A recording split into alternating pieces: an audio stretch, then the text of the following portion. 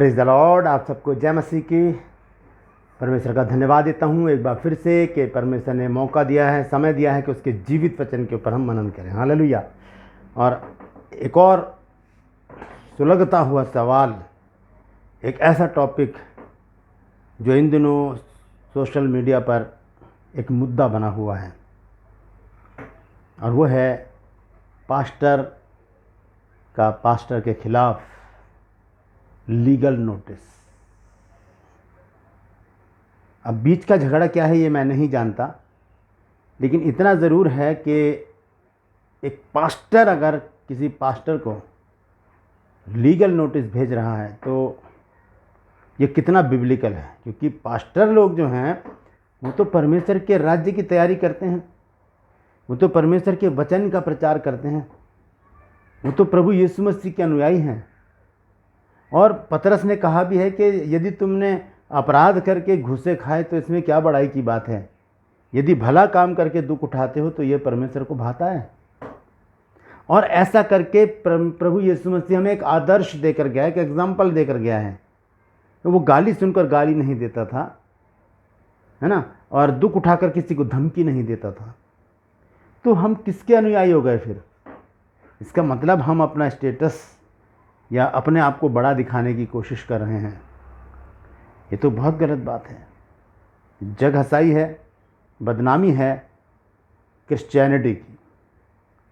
मैं आपका दोस्त पास्टर राज मैसी आपसे मुखातिब हूँ और आप देख रहे हैं मेरा यूट्यूब चैनल जिसका नाम है ब्रदर राज मैसी। मैं आपसे गुजारिश करता हूँ कि आप मेरे चैनल को सब्सक्राइब करें और वीडियोस को लाइक करें, शेयर करें और कमेंट सेक्शन में ज़रूर बताएं कि आपको मेरा प्रयास कैसा लग रहा है। मेरा एक और छोटा सा एक चैनल है जिसमें मैं शॉर्ट वीडियो डालता हूँ 15-16 सेकंड की, आप उसे भी सब्सक्राइब कर सकते हैं। मैंने डिस्क्रिप्शन पे उसका लिंक डाल दिया है, आप उसे ज़रूर देखिएगा। छोटे छोटे मैसेज हैं, 16-16 सेकंड के, एक चुटकी में ख़त्म हो जाएगा। तो आप उसे भी सब्सक्राइब करें, उसमें आइए मेरे साथ। थोड़े से समय में बहुत सारी बातें होंगी वहाँ पर। हालेलुया। तो आइए आज के वचन को मैं शुरू करना चाहता हूँ, क्योंकि ये बहुत ही महत्वपूर्ण मुद्दा है। और हम देखते हैं कि बाइबल का निचोड़ क्या है। अगर हम इसको निचोड़ें तो टप टप टप करके क्या निकलेगा? प्यार, प्रेम। बाइबल प्रेम की भाषा सिखाती है हमको, और वो प्रेम जो है वो प्रभु यीशु मसीह ने दर्शाया हमारे ऊपर। प्रभु यीशु मसीह ने कहा यूहन्ना 15 अध्याय में 13 आयत में कि इससे बड़ा प्रेम किसी का नहीं कि कोई अपने मित्रों के लिए अपने प्राण को दे दे। हालेलुया। और जब एक ऐसी घटना हमारे सामने आती है कि जब पता चलता है कि किसी पास्टर ने ही किसी पास्टर को लीगल नोटिस भेज दिया है, एक तरह से इसे धमकी कहा जा सकता है कि सुधर जाओ नहीं तो हम ये कर देंगे, हम वो कर देंगे। तो मेरे विचार से ये तो गलत है, ये गलत है। क्योंकि अगर हम अपने नाम के आगे पास्टर लगा रहे हैं या हम प्रीचिंग करते हुए अपने नाम को लेते हैं और उसके आगे पास्टर लगाते हैं, जैसे मैं बोलता हूँ पास्टर राज मैसी आपसे मुखातिब है, तो एक पास्टर का क्या कर्तव्य है, उसका जीवन कैसा होना चाहिए, पास्टर का जीवन कैसा होना चाहिए। मैं एक बात हमेशा कहता हूँ जब भी मैं स्टूडेंट को पढ़ाता हूँ या मैं प्रीचिंग करता हूँ, कि जो लोग बाइबल नहीं पढ़ते वो हमें पढ़ते हैं। हालेलुया। जो लोग बाइबल नहीं पढ़ते वो हमारे जीवन को पढ़ते हैं। हम क्या शिक्षा दे रहे हैं, हम खुद उसमें परिपक्व हैं नहीं तो हम किसको सिखा रहे हैं। आज मानता हूँ कि आपके पीछे लाखों लोग होंगे, लेकिन आप उनके लिए ठोकर का कारण क्यों बन रहे हैं? आप उनके सामने एक मिसाल पेश कीजिए कि मेरे साथ किसी ने ऐसा बुरा किया, मैंने उसे माफ़ कर दिया। लीगल नोटिस भेजकर तो आपने मसीहत को बदनाम किया है। और इस बात पर ये क्वेश्चन मार्क लगाता है कि आप कैसे प्रचारक हैं। आप यीशु मसीह के अनुयायी नहीं हो सकते, नहीं हो सकते। आप बाइबल के प्रचारक नहीं हो सकते। क्यों? क्योंकि बाइबल इस विषय में हमें बहुत कुछ सिखाती है। आइए देखते हैं जल्दी से, याकूब की पत्री देखेंगे, वहाँ पर 4 अध्याय और पहले पद से मैं पढ़ूंगा क्या लिखा है। हालेलुया। याकूब 4 अध्याय का पहला पद यहाँ पर इस प्रकार से लिखा है। दोस्तों ध्यान से सुनिएगा। तुम में लड़ाइयाँ और झगड़े कहाँ से आ गए? क्या उन सुख विलासों से नहीं जो तुम्हारे अंगों में लड़ते भिड़ते हैं? कहाँ से आ गए? लड़ाई झगड़े कहाँ से आ गए हमारे अंदर? परमेश्वर ने तो लड़ाई झगड़े बनाए ही नहीं थे।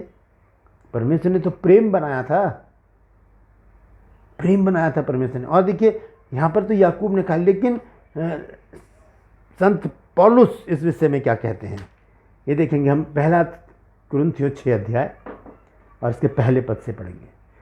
मैं जानता हूँ कि इस पर भी बात होगी कि ये तो इस कलीसिया को कहा गया, ये इस कलीसिया को कहा गया है, तो उस कलीसिया को छोड़िए, ये वचन तो हमारे लिए, जो पढ़ रहा उसके लिए है ये, ठीक है। यानी कि क्या तुम में से किसी को ये हियाव है कि जब दूसरे के साथ झगड़ा हो तो फैसले के लिए अधर्मियों के पास जाएं और पवित्र लोगों के पास ना जाएं? कोर्ट कचहरी में कौन बैठे हैं? अधर्मी लोग। पैसा चलता है वहां पर, घूस लेकर मुकदमों को दबाया जाता है। रातों रात जजेस का तबादला हो जाता है। ये अधर्मी लोग बैठे हैं वहां पर। तो क्या वहां पर अपने भाई को लेकर जाओगे? यार हद हो गई। वहां लेकर जाओगे अपने भाई को? बहुत अच्छी बातें यहां पर संत पौलुस ने लिखी हैं। लिखा है, क्या तुम नहीं जानते कि पवित्र लोग जगत का न्याय करेंगे? तो जब तुम्हें जगत का न्याय करना है तो क्या तुम छोटे से छोटे झगड़ों का भी निर्णय करने के योग्य नहीं हो? आपने ऐसा करके अपने आप को अयोग्य करार दिया है। अयोग्य हैं आप अयोग्य हैं। आप बाइबल के अनुसार अपने जीवन को नहीं जी रहे हैं। आप संसारिक हैं, आप संसारिक हैं। यहाँ पर इस प्रकार से लिखा है, 3 आयत को मैं पढ़ूंगा। क्या तुम नहीं जानते कि हम स्वर्गदूतों का न्याय करेंगे? तो क्या संसारिक बातों का निर्णय ना करें? इन बातों का जो हमारे साथ हो जाती हैं, कोई अगर हमारे अगेंस्ट खड़ा है, हमारी बुराई कर रहा है, तो बातचीत करके उस बात को सुलझाया जा सकता है, एक सरल रास्ता निकाला जा सकता है। ज़रूरी नहीं कि हम अधर्मियों के पास अपने लड़ाई को लेकर जाएं। हालेलुया। 4 आयत में लिखा, सो यदि तुम्हें सांसारिक बातों का निर्णय करना हो तो क्या उन्हीं को बैठाओगे जो कलीसिया में कुछ नहीं समझे जाते? क्या समझे जाते हैं ये जज, ये वकील? इनकी कोई औकात नहीं है हमारी कलीसिया में। कुछ नहीं मान्य रखते ये लोग। कलीसिया में वही मान्यवर है जो प्रभु का अनुयायी है, जो विश्वासी है, जिसने यीशु मसीह को ग्रहण कर लिया है। हालेलुया। मैं तुम्हें लज्जित करने के लिए कहता हूँ। लज्जा की बात है ये, संत पौलुस कह रहे हैं। ये मैंने नहीं लिखी है बाइबल, आप अपनी बाइबल में भी पढ़ सकते हैं। संत पौलुस कह रहे हैं, मैं ये क्या कहते हैं 5 पद में, मैं तुम्हें लज्जित करने के लिए कहता हूँ। क्या सचमुच तुम में एक भी बुद्धिमान नहीं मिलता है जो अपने भाइयों का निर्णय कर सके? सबको निर्बुद्धि साबित कर दिया आपने एक लीगल नोटिस भेजकर। हालेलुया। वरन भाई भाई में मुकदमा होता है और वह भी अविश्वासियों के सामने। शर्म की बात है, बहुत शर्म की बात है। भाई भाई में मुकदमा हो रहा है। कितने बड़े आप प्रचारक हो, कितने बड़े टीचर हों, लेकिन एक छोटी सी गलती हमारी सारी मेहनत को पानी फेर देती है, पानी फेर देती है। सामने वाला अगर आपके साथ बदतमीजी कर रहा है तो आपने भी कर दी, तो आप में और उसमें क्या फ़र्क रह गया? क्या फ़र्क रह गया? कोई फ़र्क नहीं रह गया। यीशु मसीह से सीखे जनाब, यीशु मसीह से सीखिए। क्या जीवन था प्रभु यीशु मसीह का, उसी को तो लेके चलते हैं हम लोग। यीशु मसीह के जीवन ही को तो लेके चलते हैं। यीशु मसीह का जीवन ही हमारे लिए एक मार्गदर्शन है। यीशु मसीह का जीवन ही हमारे लिए खुली किताब है, हमारे लिए एक शिक्षा है, हमारा एक सब्जेक्ट है। हमें उसी पर ही चलना है। यहाँ पर संत पौलुस कहते हैं 7 आयत में, परंतु सचमुच तुम में बड़ा दोष तो ये है कि आपस में मुकदमा करते हो, वरन अन्याय क्यों नहीं सहते? अपनी हानि क्यों नहीं सहते? क्यों नहीं सहते? शर्म की बात, लज्जा की बात बताई जा रही है संत पौलुस के द्वारा। ये मैंने नहीं लिखा है वचन, लज्जा की बात है। क्यों नहीं सहते हम, क्यों नहीं नुकसान को सहते? यीशु मसीह के जो अनुयायी थे, ये जो चेले थे, उन्होंने किस प्रकार से अपनी कुर्बानी दे दी प्रभु यीशु मसीह के लिए। हालेलुया। तो हम में इतना भी मादा नहीं है, इतना भी हिम्मत नहीं कि हम इन बुराइयों को सह लें। मैं एक बात जानता हूं कि अगर आपके काम में रुकावट आ रही है तो आप सही चल रहे हैं। करते रहिए, काम को करते रहिए, क्योंकि शैतान परेशान हो रहा है। लेकिन अगर आप अड़ गए सामने आकर, तो फिर आप शैतान को जीतने का मौका दे रहे हो, क्योंकि आप प्रभु यीशु मसीह के अनुयायी वहां पर नहीं कहलाएंगे। हालेलुया। लिखा है यहां पर, वरन अन्याय करते और हानि पहुंचाते हो, वह भी भाइयों को। भाइयों को, अगर आपका कोई सगा भाई यहां पर होता तो क्या करते? आपका बेटा होता, आपके पिता होते, आपके अगेंस्ट खड़े होते, तो आप क्या करते? रिश्तेदारी, खून का रिश्ता सामने आ जाता। क्यों नहीं हम अपनों को अपना समझते हैं? क्यों नहीं हम मसीहों को अपना समझते हैं? बहुत अच्छा एग्जाम्पल प्रभु यीशु मसीह ने दिया है। आइए देखेंगे उसको। पहला पत्रस 2 अध्याय, हालेलुया, 20 आयत से मैं पढ़ूंगा। पहला पत्रस 2 अध्याय 20 आयत से। क्योंकि यदि तुमने अपराध करके घूसे खाए और धीरज धरा, तो इसमें क्या बड़ाई की बात है? बहुत बेहतरीन बात बोल दी है पत्रस ने। अगर अपराध कर रहे हैं, आपने चोरी कर ली, आपने डकैती डाल ली, आपने व्यभिचार करते हुए पकड़े गए, या कुछ गलत काम कर लिया, पकड़ लिया, और आपके लोग पिटाई कर रहे हैं और आप आराम से पिट रहे हैं पड़े गए, तो इसमें बड़ाई की बात नहीं है। ये तो आपने कर्म ही ऐसा किया है कि आप पिट रहे हैं। वही लिखा है यहाँ पर, क्योंकि यदि तुमने अपराध करके घूसे खाए और धीरज धरा, तो इसमें क्या बड़ाई की बात है? पर यदि भला काम करके दुख उठाते हो और धीरज धरते हो, तो ये परमेश्वर को भाता है। भला काम करके दुख उठाना। यीशु मसीह क्रूस पर लटके हुए हैं और लोग उनके मुंह पे थप्पड़ मार रहे हैं, कह रहे हैं कि पता किसने तुझे थप्पड़ मारा। दाढ़ी नोच रहे हैं, थूक रहे हैं मुंह पर, गालियां दे रहे हैं। तब भी यीशु मसीह कहते हैं कि हे पिता, इन्हें क्षमा कर, क्योंकि ये नहीं जानते कि ये क्या कर रहे हैं। ये शब्द तो मेरे और आपके भी होने चाहिए ना भाई। हमें भी कहना चाहिए, प्रभु इन्हें क्षमा कर, ये नहीं जानते क्या कर रहे हैं। क्यों मुकदमे खड़े करें, क्यों लड़ाई झगड़े करें हम आपस में? पतरस ने लिखा आगे 21 पद में, और तुम इसीलिए बुलाए भी गए हो, क्योंकि मसीह भी तुम्हारे लिए दुख उठाकर तुम्हें एक आदर्श दे गया है कि तुम भी उसके चिन्ह पर चलो। यीशु मसीह दुख उठाकर, मैंने अभी जैसे बताया, क्रूस पर लटके हुए यीशु मसीह, और क्या कहने हैं? पिता इन्हें क्षमा कर, क्योंकि ये जानते नहीं है क्या करते हैं। तो यीशु मसीह में एक आदर्श, एक एग्जाम्पल देकर गए हैं कि ऐसा करना है तुमको। यीशु मसीह ने चेलों के पैर धोए और कहा ऐसा तुम भी करना। यीशु मसीह ने प्रभु भोज लिया और कहा तुम भी ऐसा करना। यीशु मसीह ने बपतिस्मा लिया, तो आज भी हम बपतिस्मा लेते हैं। जो काम यीशु मसीह ने किए वो हमें भी करने हैं। ये नहीं अच्छा अच्छा ले लो, बुरा बुरा छोड़ दो, नहीं। अगर हम प्रभु यीशु मसीह के पीछे चलने वाले लोग हैं, हम बाइबल के प्रचारक हैं, तो हमें यीशु मसीह के जीवन के अनुसार अपने जीवन को व्यतीत करना होगा। बहुत अच्छी बातें आगे लिखी हैं। क्या लिखा है? ध्यान से सुनिएगा 21-22 आयत से। ना तो उसने पाप किया, पाप तो क्रोध भी है, पाप तो घमंड भी है ना। लूसीफर के अंदर घमंड आया ना, तो परमेश्वर ने उसको हटा दिया। तो पाप जरूरी बहुत बड़ा पाप हो, व्यभिचार कर लिया या डकैती रहे, वो नहीं। घमंड भी पाप है, झूठ बोलना, क्रोध करना भी पाप है। क्रोध करके ही तो ऐसा काम कर जाते हैं हम कि लीगल नोटिस भेज देते हैं अपने भाइयों को। आगे देखें, ना तो उसने पाप किया, ना उसके मुंह से छल की कोई बात निकली। वो गाली सुनकर गाली नहीं देता था। ये बहुत बड़ा पॉइंट है।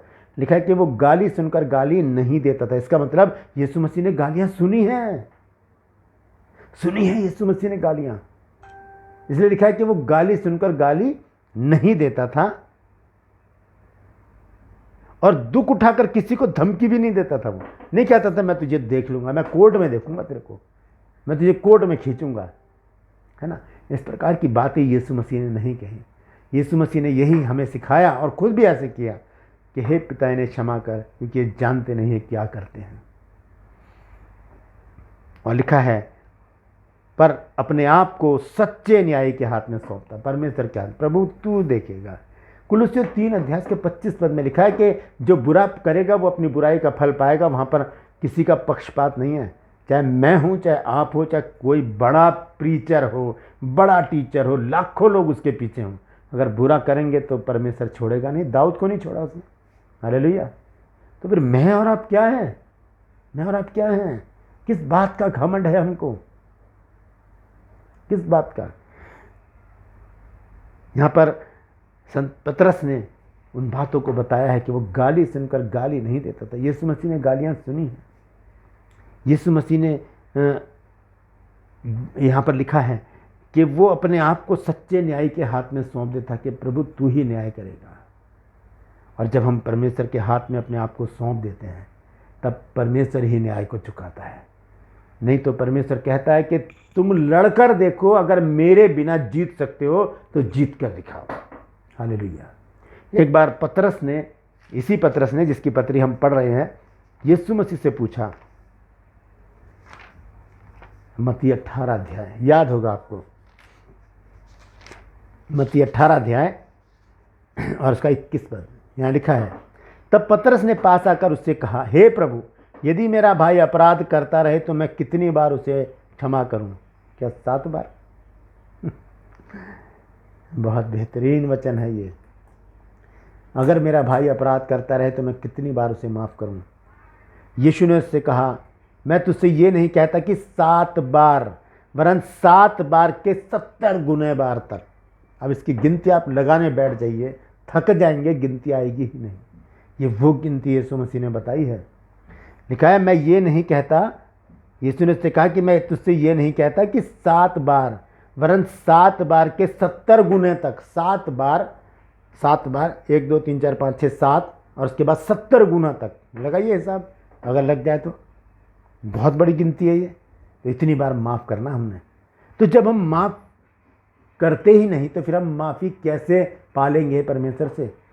एक प्रार्थना है जो हर चर्च में पढ़ी जाती है, बोली जाती है, हे हमारे पिता तू जो स्वर्ग में। इसमें तो बहुत बड़े बड़े भेद हैं, बहुत बड़े बड़े भेद हैं इसमें, यह रटने वाली प्रार्थना नहीं है।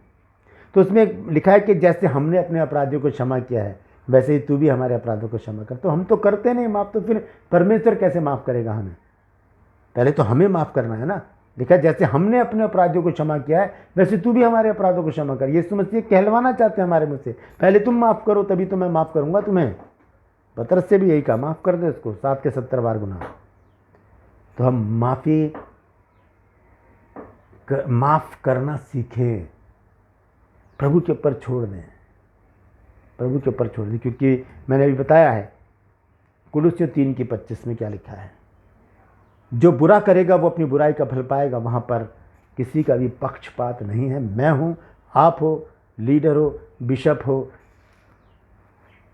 डीकन हो, कांग्रीगेशन हो, टीचर हो, कितने बड़े प्रचारक हो, लाखों अनुयायी आपके पीछे हैं, यदि बुरा करेंगे तो परमेश्वर नहीं छोड़ेगा, हटा देगा, हटा देगा। वो हमारी सेवकाई को हमारे हाथ से ले लेगा। हालेलुया। तो ये बहुत ही दुख की बात है जो मैं सुन रहा हूँ कि पास्टर ने पास्टर को लीगल नोटिस भेजा है। क्षमा मांगिए परमेश्वर से। हम भी आपके लिए प्रार्थना करेंगे कि परमेश्वर आपको क्षमा करे और आपकी सेवकाई को आगे बढ़ाए। हालेलुया। परमेश्वर इन वचनों के द्वारा हम सबको आशीष दे। हालेलुया।